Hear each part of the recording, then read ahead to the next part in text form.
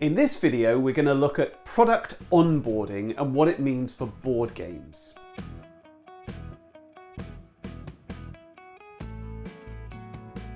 I'm Adam Porter and I'm a professional board game designer based out of Cardiff in Wales, and we're going to be looking today at product onboarding, which is the process by which a user goes from being totally unaware of a product to a fully engaged user. It's a term commonly used in digital products to describe somebody signing up to a service, using it for the first time, and understanding the value offered by the product. In relation to board games, the onboarding process starts when the player hears about the game, carries on as they go into a game store and purchase the game, they take it home, they open the box, they set it up, they teach the game, they learn the rules, they play the game for the first time, they pack it away and they put it back on the shelf.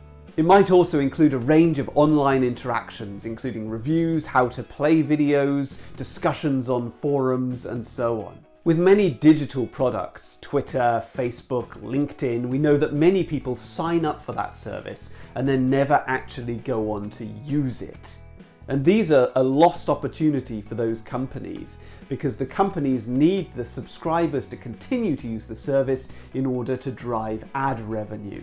In board games, things are a little different. The publisher's already made their money when someone buys the game, so why should they care whether anyone plays it or not? One of the best characteristics about board games as products is the fact that they sell themselves. They are multiplayer social experiences. If somebody enjoys playing the game, they may well go out and buy their own copy. But what we know is that of all the board games that are bought, a large number sit on shelves unplayed. Of my collection of about roughly 500 games, let's say, I would estimate that about 30 of them have never been played, and probably 50% of them haven't been played more than 3 times. So publishers really should care about what happens with the game once it gets into the consumer's hands. It could make or break their business. If we consider game purchasers, we can create a spectrum, starting with collectors and expanding over to game players. On another axis, we can look at players who are engaged with a game, going down to players who are disengaged. Perhaps the game was bought on a whim, with little thought about how or when it's actually going to get played. Or perhaps the purchaser did a lot of research before they even bought the game, and by the time they open that box, they're already emotionally invested in it. This creates a matrix where we can plot the different states of game users, and they can move fluidly between these states based on life experiences or the actions of game designers and publishers. In the left-hand section of the matrix, we have the collectors.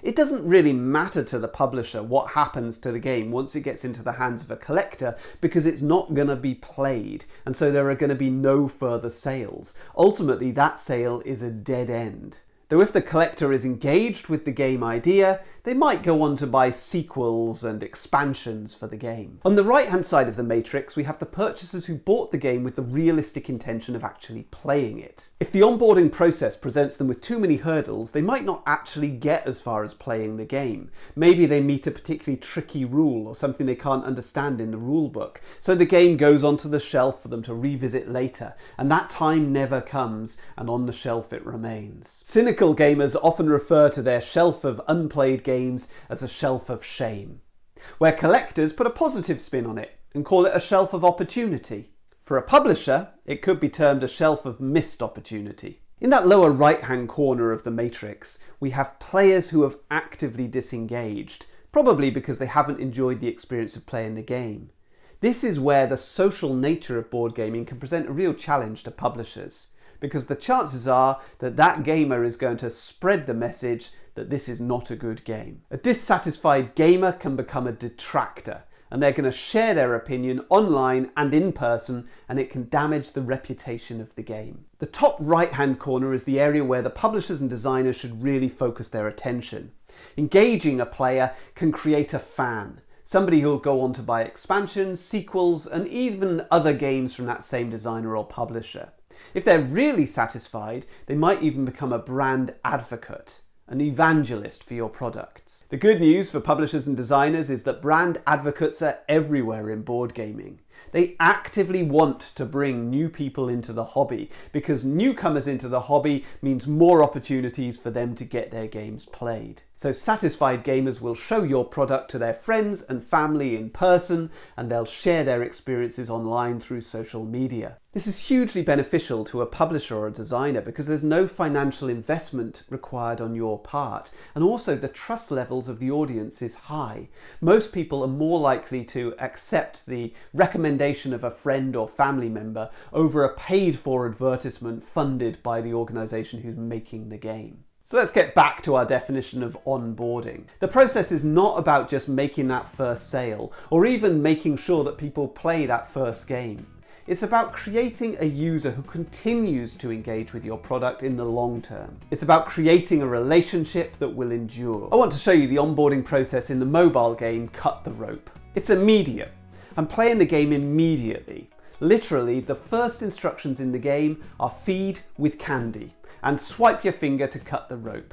Within seconds I'm playing the game, and seconds later I'm rewarded with gold stars and I'm told that I am excellent. Candy Crush uses a similar approach. The first instruction is drag matching candies to make a row. It tells me that 3 candies will make magic, and then I'm doing it. And within seconds, candies are falling all over the screen, setting off huge chain reactions, points are leaping out of the playing area, and the in-game text congratulates me enthusiastically. The phone is literally rumbling in my hand, giving me tactile feedback, telling me that, wow, you're great at this.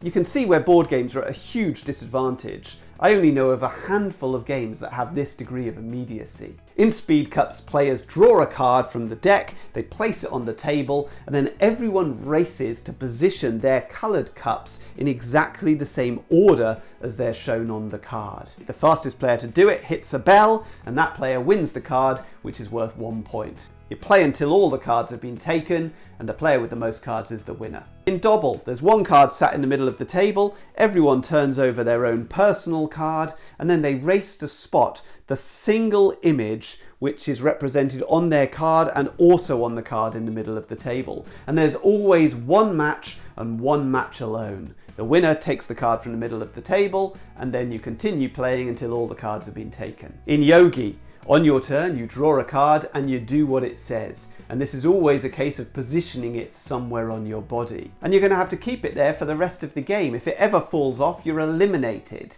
The game continues until there's only 1 player left, and that player wins. For pretty much all other board games, players have to go through the tedious process of reading a rulebook and then teaching other players. These are 2 significant hurdles that just don't feature in digital games. So how do we get users over those hurdles? We need to promise them an experience that they just can't miss. And that requires a nuanced understanding of the sort of experiences that players want in the 2020s. I'll go on to talk more about expectations and promises in a future video, but in essence, the expectation is set by a wide number of factors. The box size, the price, where it's bought, the artwork, the setting, and so on. These are all the pivotal factors that determine whether that game ever comes off the game store shelf, let alone out of the purchaser's cupboard. Strong promises will motivate players to tolerate the arduous process of learning rules, but they'll only get you so far.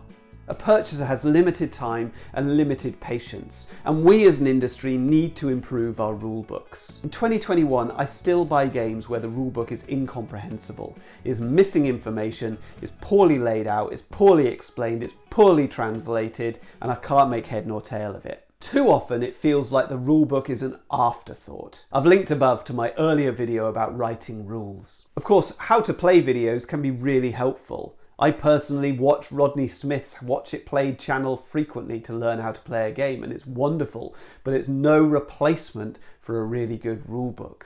Campaign games have experimented with a gradual introduction of increasingly complex rules. Legends of Andor does this with a simple tutorial system, and then the rules are introduced over subsequent scenarios. A similar thing happens in My City and Charterstone and in other legacy games. Designer Friedman Fries has even experimented with doing away with the rulebook altogether and instead incorporating a tutorial system into the game whereby you learn how to play as you experience that first game. This is not a totally new concept. Flux is a very, very simple card game where there's only 1 rule, which is draw 1 and play 1.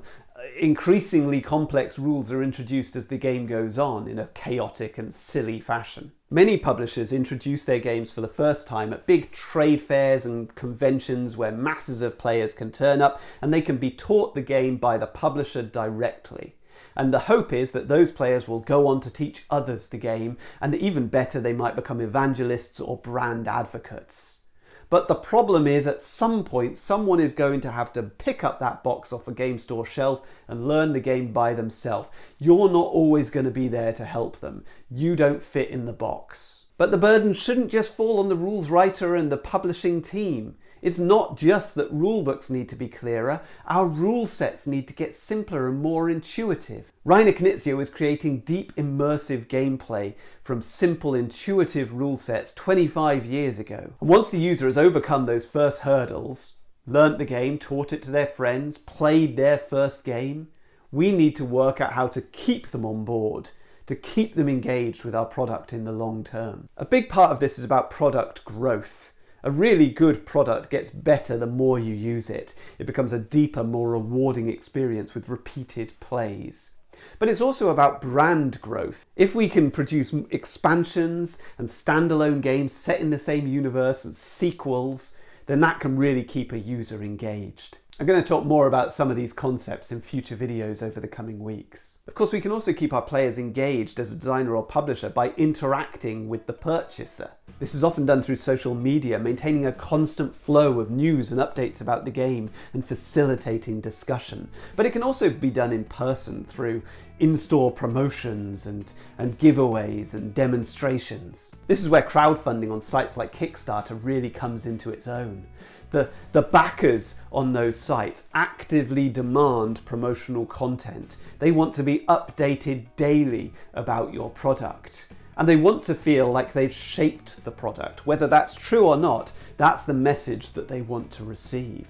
That's a really, really good way of keeping them engaged throughout that sort of month or so that the project runs. The problem for Kickstarter publishers is how to keep them engaged during that long process where they're waiting for the product to actually finally be delivered. This is an incredibly strong way of creating brand advocates. I hope you found this video useful. If you did, please go back and watch some of the others on my channel. I've got loads of videos about game design and product design that I've been talking about recently. I'm going to be talking more about product design over the coming weeks.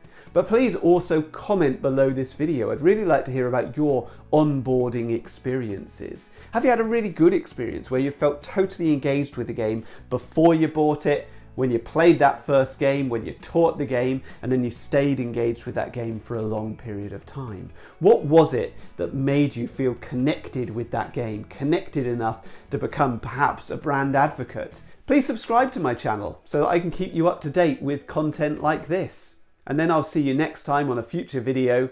Until then, all the best.